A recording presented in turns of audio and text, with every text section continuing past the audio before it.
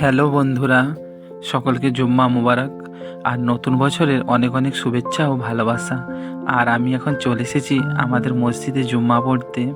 এটা আমাদের মসজিদ। এখানে আমার ভাগনার সঙ্গে দেখা।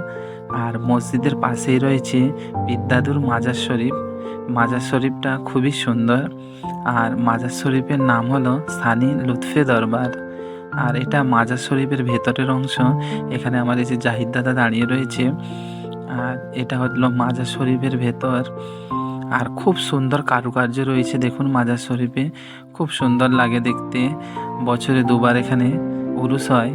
তারপর আমি আমার ভাইয়ের সাথেই চলে এলাম বাড়ি। এটা আমাদের বল গ্রাউন্ড। বাড়িতে এসে দেখি আমার ভাইঝির মেয়ে রাগ করেছে।